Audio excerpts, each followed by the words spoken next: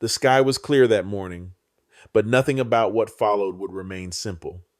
At 8,000 feet above occupied Europe, a seasoned pilot believed he understood the rules of survival. He had fought through years of war, learned every maneuver, mastered every weakness of his enemies.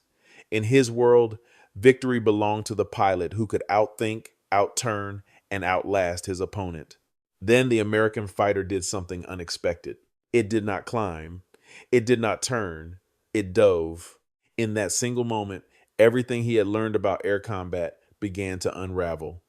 The engagement lasted barely 90 seconds. No shots fired, no dramatic explosion, just a silent realization that something fundamental had changed. This was no longer a contest of instinct and experience, no longer a test of who could maneuver better in the sky. What he faced was not simply a different aircraft, but a different kind of war. A war where speed could outrun strategy, where altitude meant nothing without power, where the outcome was decided long before the pilots ever saw each other. And as the distance between the two aircraft grew, so did a question that would define the rest of the conflict. What happens when courage is no longer enough to win?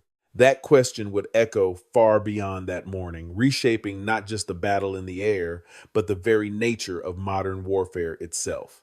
He had seen combat before, dozens of engagements, dozens of victories. In the unforgiving skies over Europe, survival depended on discipline, instinct, and an unwavering belief in the machine beneath you. For German fighter pilots in 1943, that belief was absolute.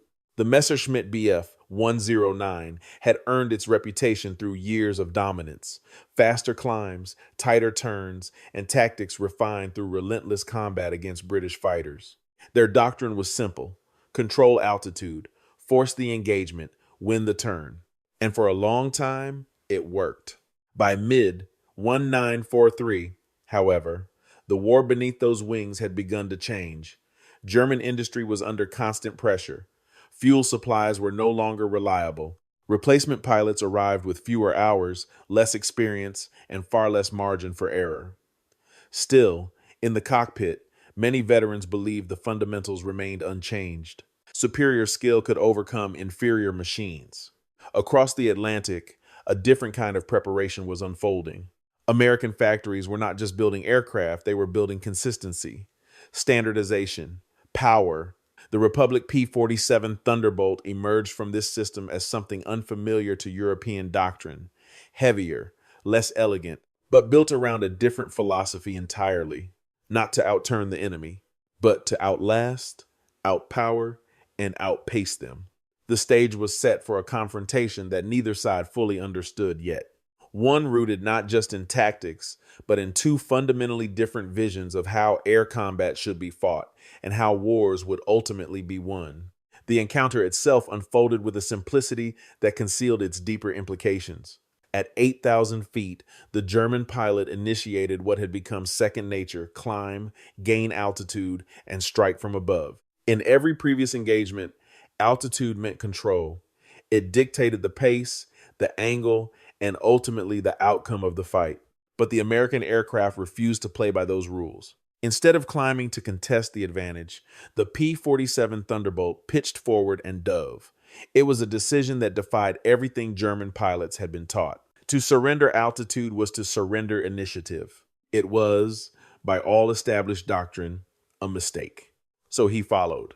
The Messerschmitt Bf 109 entered the dive with confidence, expecting the distance to close quickly. But as the seconds passed, something felt wrong. The American aircraft was not slowing. It was accelerating beyond the familiar limits of pursuit. The gap widened instead of shrinking.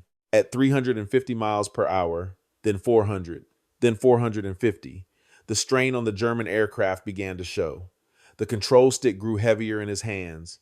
The airframe trembled under mounting stress. By 480 miles per hour, the aircraft had reached its operational edge. Push further, and the wings themselves risked failure. He had no choice but to pull up. Below him, the P-47 continued its descent 500 miles per hour, then beyond, moving with a confidence that bordered on the impossible. And when it finally leveled out, it did something even more unthinkable. It climbed, smoothly, effortlessly. carrying that immense speed upward as if gravity itself had become irrelevant. In that moment, the engagement was decided, not by a maneuver, not by a mistake, but by a difference in energy speed transformed into altitude, power translated into control. The German pilot had entered the fight expecting a contest of turning circles. Instead, he found himself trapped in a system where speed dictated everything, and his aircraft simply could not keep up. What he had witnessed was not just a superior maneuver, it was the emergence of a new form of air combat, one where energy, not agility, would define victory. When he returned from the mission, there was no dramatic report, no claims of enemy destruction, only silence and a realization he could not easily explain. The engagement had exposed something deeper than a tactical failure. It revealed a structural imbalance that no maneuver could correct. On paper, the comparison still seemed close. The German fighter was lighter, more agile, designed for precision and control. But beneath the surface, the numbers told a different story. The American aircraft was powered by an engine capable of delivering far greater output, sustained even at high altitude. Its turbo supercharger allowed it to maintain performance where thinner air would normally cripple a conventional engine. For German pilots, this difference was not immediately visible, but it was always present. By 1943, the situation had worsened. Fuel quality had declined.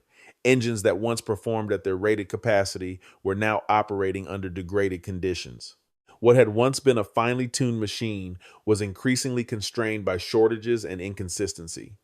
Pilots entered combat without knowing if their aircraft would deliver its full potential. Across the battlefield, the opposite was true. American production was not only increasing, it was stabilizing. Engines were consistent, performance was predictable, and most importantly, the scale of manufacturing ensured that losses could be replaced faster than they occurred. This was not simply an advantage in numbers, it was an advantage in continuity. Factories in Germany struggled under constant bombardment. Production halted, resumed, and halted again. Each disruption rippled forward, delaying repairs, limiting upgrades, and reducing the number of operational aircraft available at the front. Even when engineers proposed improvements, time itself became the limiting factor. Designing a better engine was no longer enough. It had to be built, tested, and deployed, steps that required months Germany no longer had. The gap, once measured in performance, began to widen into something far more decisive. It became a gap in capacity. And in war, capacity determines endurance.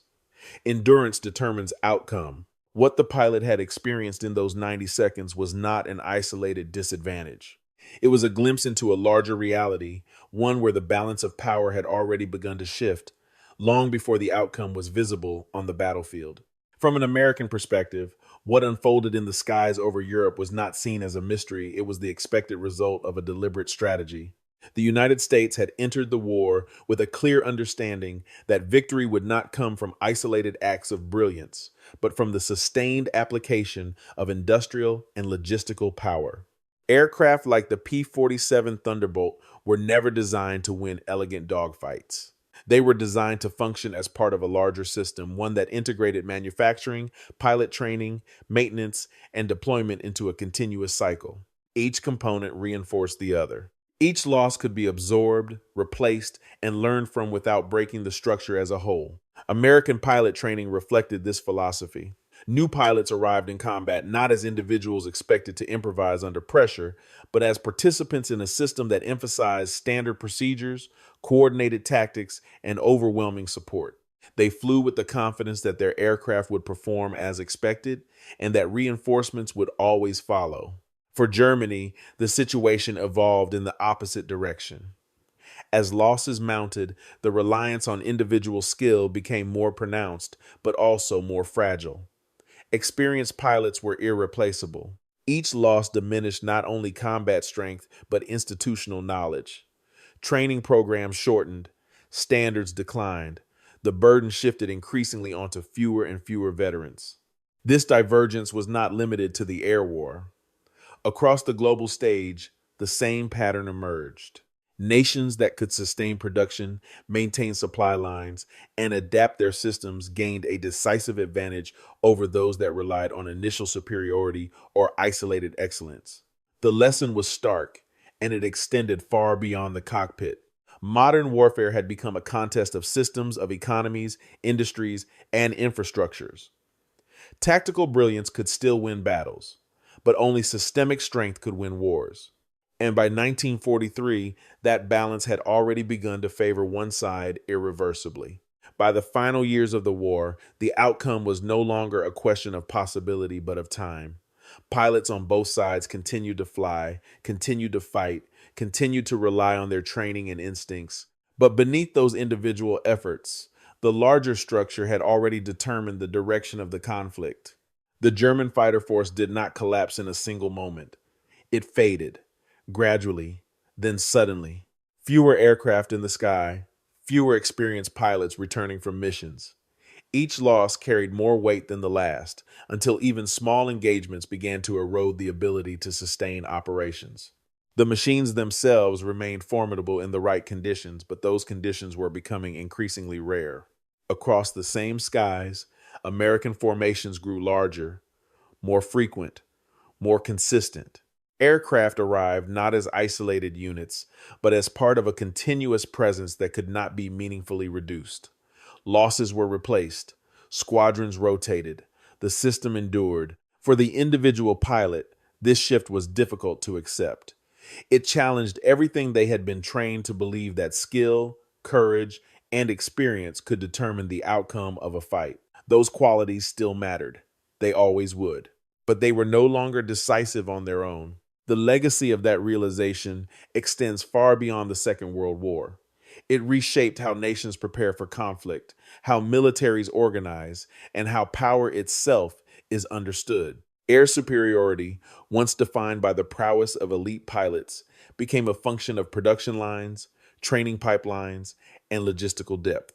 The story of that brief encounter, barely 90 seconds in the air, captures this transformation with unusual clarity. No shots were fired, no aircraft were destroyed, and yet, in that silent exchange, the future of aerial warfare revealed itself, not as a contest of individuals, but as a contest of systems. If there is a lesson to carry forward, it is not about one aircraft defeating another. It is about understanding the forces that operate beyond the visible battlefield, the factories, the engineers, the instructors, and the structures that sustain them all. Because in the end, wars are not decided in moments of brilliance alone. They are decided by what stands behind those moments. If this story made you reflect on how wars are truly won, consider sharing your perspective. What do you believe matters more in modern conflict, individual excellence, or systemic strength? Your insight might add another layer to a history that is still being interpreted today. And if you want to explore more stories like this, where the outcome of history is shaped not just by what happens in battle, but by everything that makes battle possible, stay with us for the next chapter.